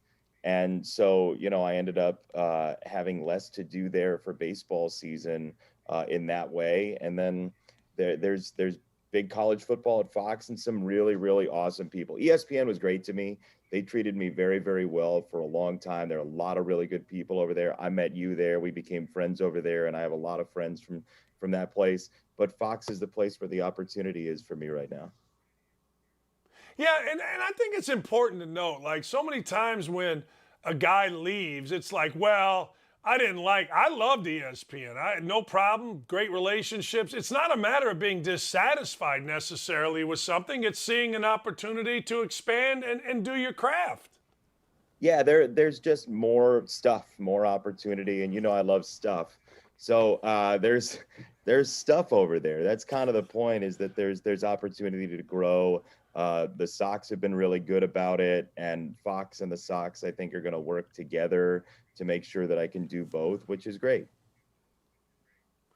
I can't. I'm sitting there thinking to myself, wait, for those of you that don't know, Jason is the White Sox television announcer. He and Steve Stone have been voted year after year the best major league tandem all across the major leagues. But apparently for you, that's not enough, because you have to do more baseball at a time when you do baseball every freaking day. What would you like to do?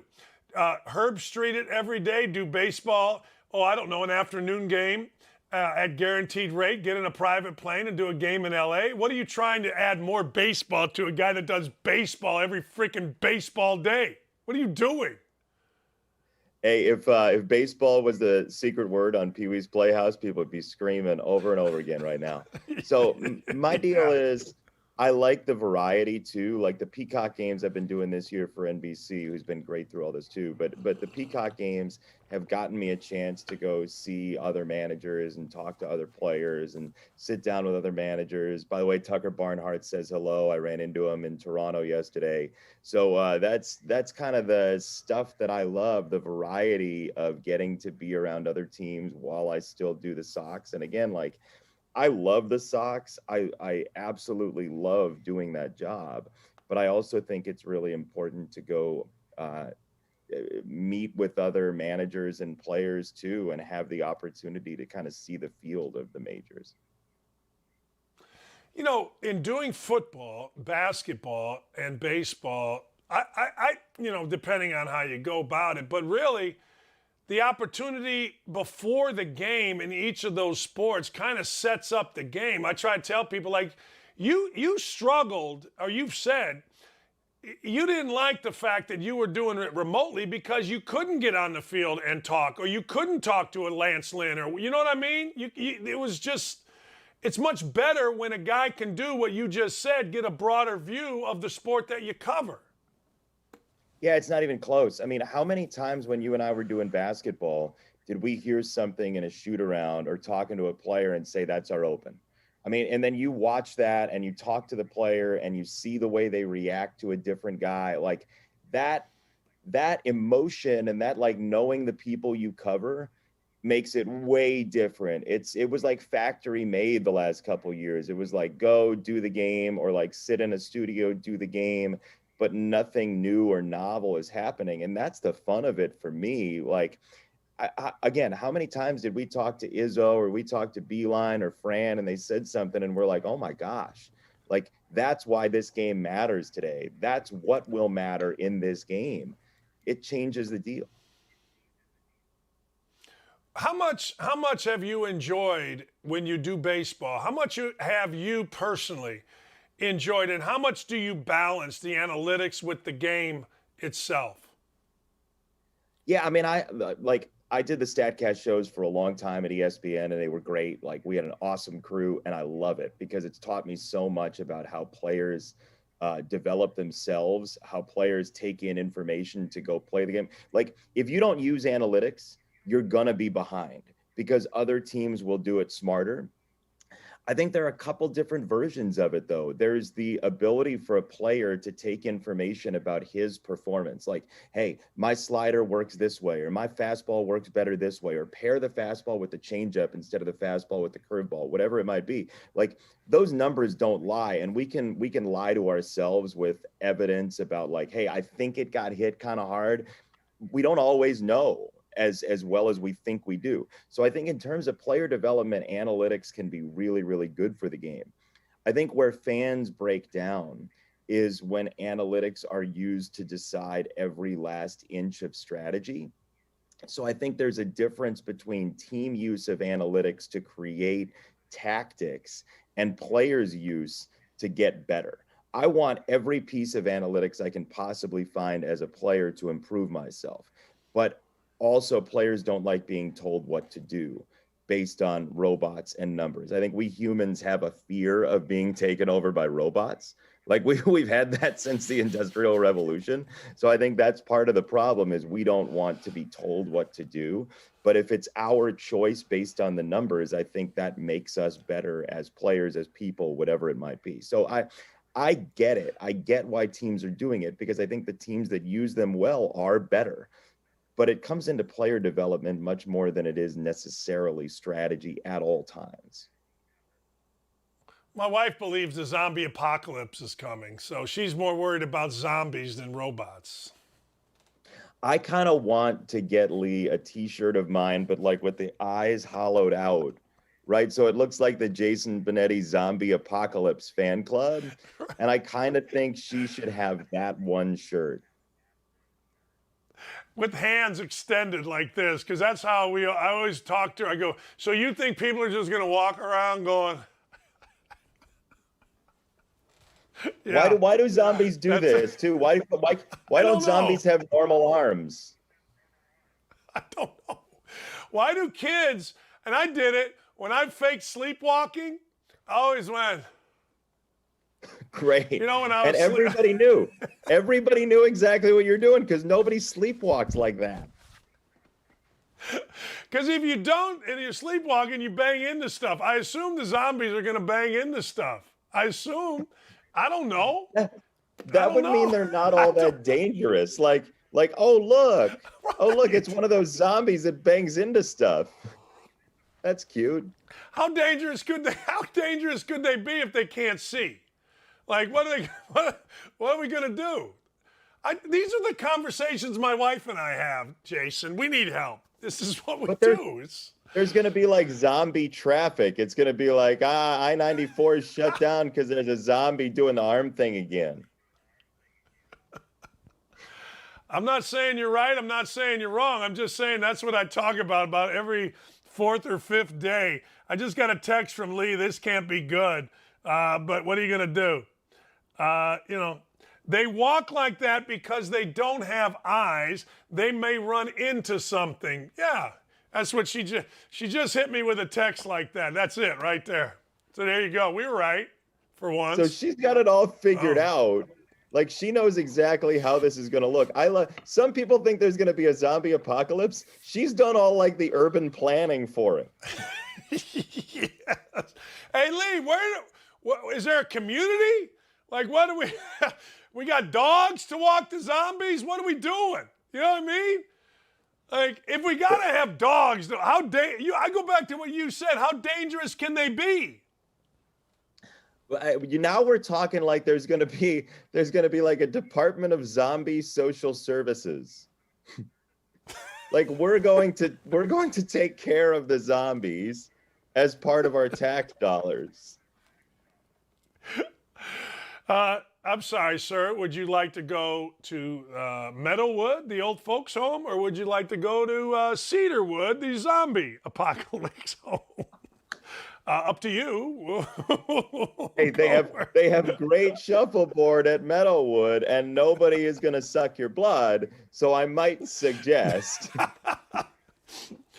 Now, Cedarwood, if you want to always have your head on a swivel, somebody may come up from behind and. You know what I'm saying, people. Are the White Sox any good? What are we doing? Hey, they're good again. They won 2 in a row. They're 1 game over. Dan. After all of the stuff, we talk about it every week on your radio show.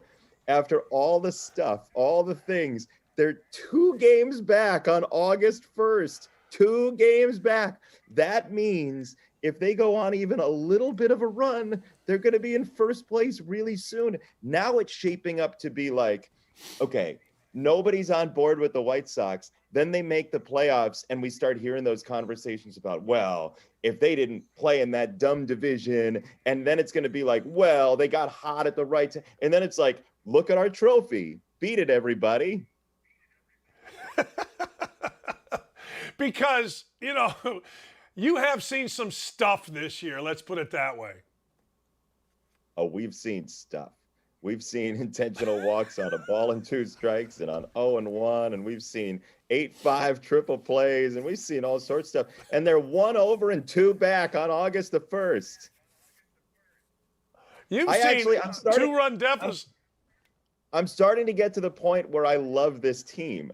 Like, I love this team for how ridiculous it is. Like, I love the White Sox at the core, and I will always love the White Sox. But I have a different love for this team with its like malfeasant ability to get to 1 over 500 by doing some of the craziest stuff that you could possibly imagine. I love the shenanigans. In Colorado the other day, they lost on a walk-off, and halfway through the game, there were 2 on, and there was a walk to load the bases, and 2 out. And after the walk, the Rockies catcher threw to third and picked off Leury Garcia on a walk.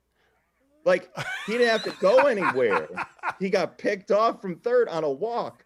But they're 1 over and 2 back on August 1st. Shenanigans and malfeasance, both in the same sentence, both in the same diet. How good is that? Hey, when a guy gets thrown out in third on a fly ball down 2 runs in the 10th inning, and that's a walk-off throw out at third, that's malfeasance. That's malpractice, actually. That's Mel something. That's Mel's Diner.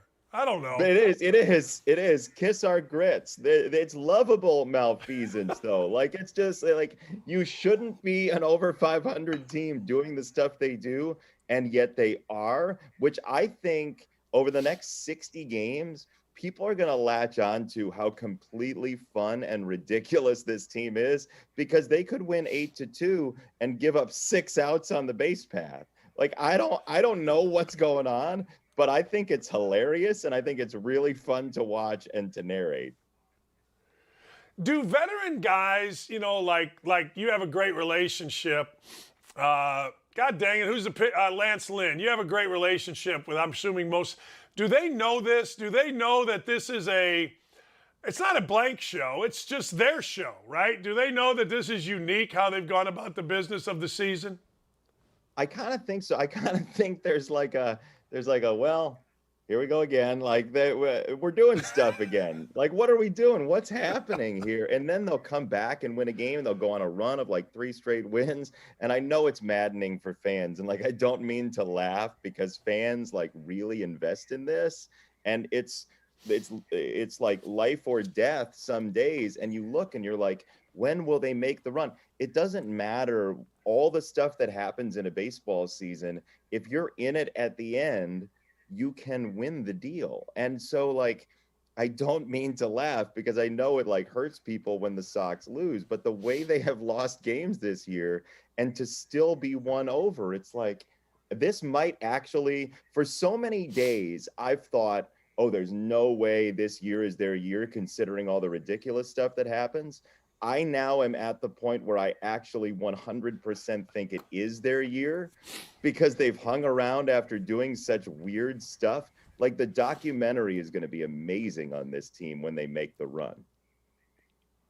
And the interesting thing is, and I could be dead wrong, but it feels like you have like America's most serious analytical manager at the controls of this whole thing. And yet we're talking about I've seen stuff year. Yeah, I think Tony's an interesting guy, right? Because just when you think like he missed something, he does something the next day where you're like, oh, that was 1,000% the right call. And so, like, people always used to talk about the Cardinals' devil magic when he was managing, and like stuff there'd like be like pixie dust that would fall on them. And I kind of think that sort of thing just follows him now. Like, he pushes a bunch of weird buttons, like he intentionally walks somebody on 1 and 2 and then 0 and 1, and I don't know what's happening. And then suddenly the next day it's just like, here's this and here's this, and it works out perfectly. And I don't know what to do with myself. I think I've decided to swear off logic.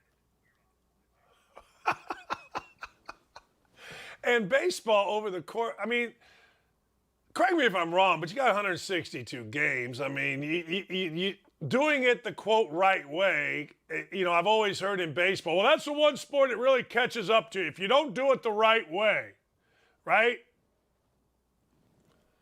Yeah, I think it might, but I also think it might not. That's the thing about probability, right? Like, you play blackjack, right? You've played blackjack.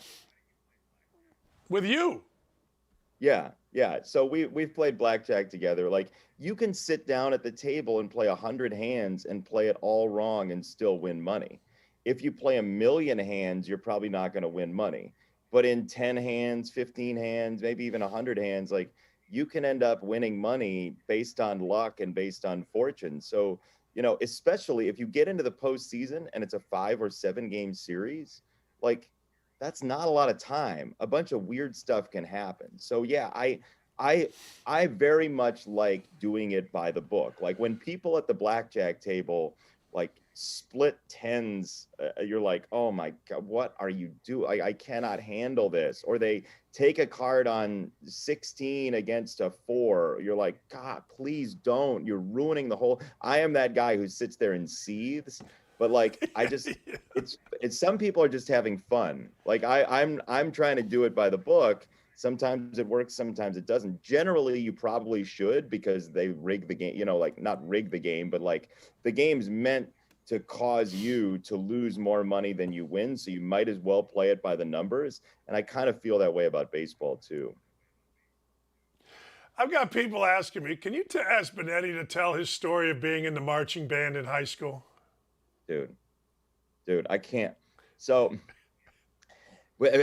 in high school, it got better. They put a tuba on the field, and I would march in place and play the tuba. But when I was in middle school, they didn't know what to do with me because I couldn't carry a tuba and walk in the parade. So they made me the drum major.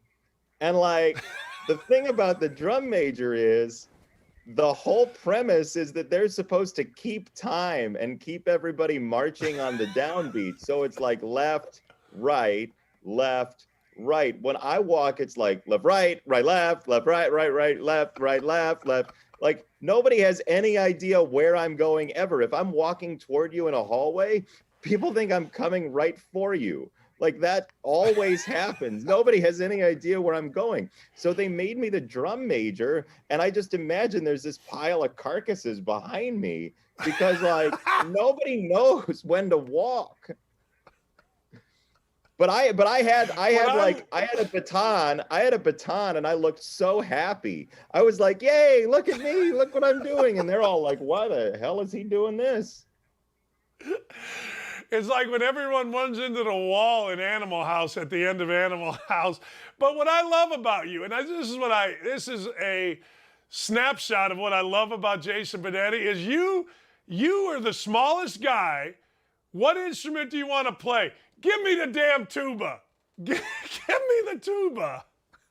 So bad. Like I did, but if you pick like the clarinet or the oboe or something, people are like, oh, he's doing that because he can't carry the other one. So I might as well just like break the system. Like I was at dinner Saturday night with our Peacock crew in Toronto, and they had said the bathroom was downstairs off the main lobby by where the host stand is. So I went over there and I knew exactly where it was once I looked.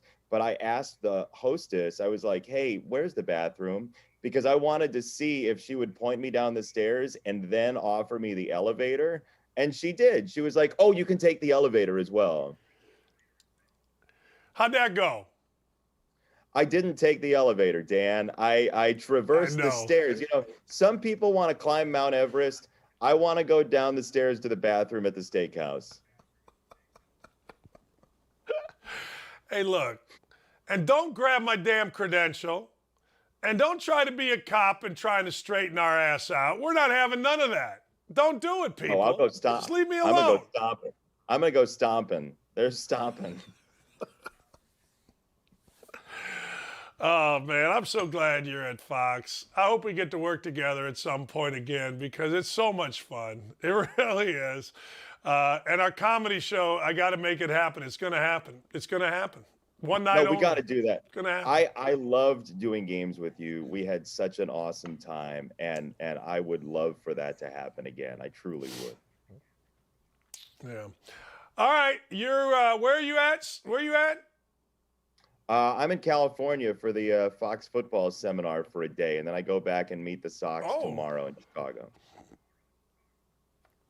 All right. Well, go grab the Fox guy that I've been bothering constantly. Go. Okay. Eric Shanks. Go grab the Fox guy and say, hey, look, I don't know Dockich. Whatever he's done, I don't know. No, yeah, it's a great start for me at my first seminar to grab the Fox guy and tell him stuff. Let him know. Let him know there's a new sheriff in town, damn it. His name is Jason Benetti. It's right there. He's got shirts.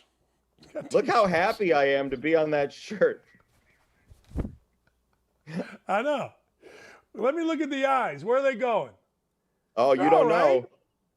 Well, hey, the eyes are like merging. It's like merging on I-94 in Chicago. Like nobody ever knows where you're supposed to do it.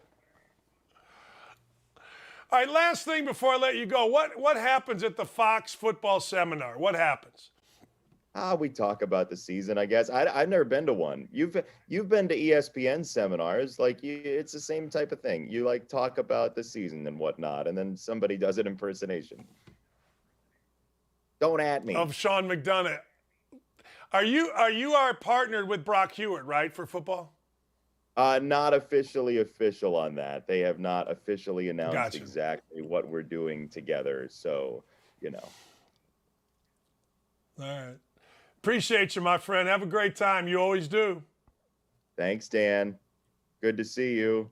That's Bye, Lee. He's with Fox. Lee's in the back. She's cleaning. She's always cleaning. So he's doing. She can never sit down. Sometimes you just got to have a sit. It's the great Jason Benetti. Oh, there we are right there. That's right.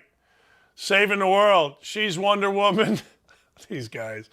I am Spider-Man. We didn't get to the Wokadope. Can we put up Wokadope real quick before we got to go?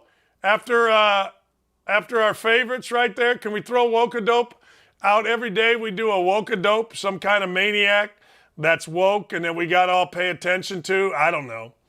But if we can't, we can't. But Wokadope is pretty good. I'll hang on. Let me go over here. I just got laughed. But Eddie and I don't even know if it's funny to everybody else. I'm sure it's not funny to everybody else, but it's funny to me when I get with Benetti. It just is to me. I'm sorry. Wokadope is Karine Jean-Pierre. Back in 2019, she, for whatever the reason, decided to call Donald Trump bigoted because he was putting up a wall. Donald Trump putting up a wall, according to whoever this lady is, and I'll look her up, I should know, but I was laughing with Benetti, but Karine Jean-Pierre. Oh yeah, she's the press secretary, that's right, I forgot. She's the one in the relationship with the CNN lady.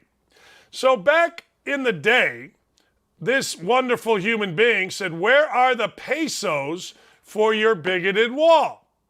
Now, Karine Jean-Pierre says Biden is filling in major gaps because he is trying to save lives. Why do we let these idiots get away with this? Seriously. I mean, I don't know. Why do we allow this? I forgot. That's the new press secretary. That's the job that I've always wanted. It is Jason Benetti Day. I will be wearing my shirt all day. It started today. It will go on to when I do my show noon to 3. Thanks, everybody, for watching. Thanks to Jerry Seasting. Thanks to Jason Benetti. Thanks to Dylan. Thanks to Ryan. Thanks to Davey. Thanks to everybody that helps make this show a success.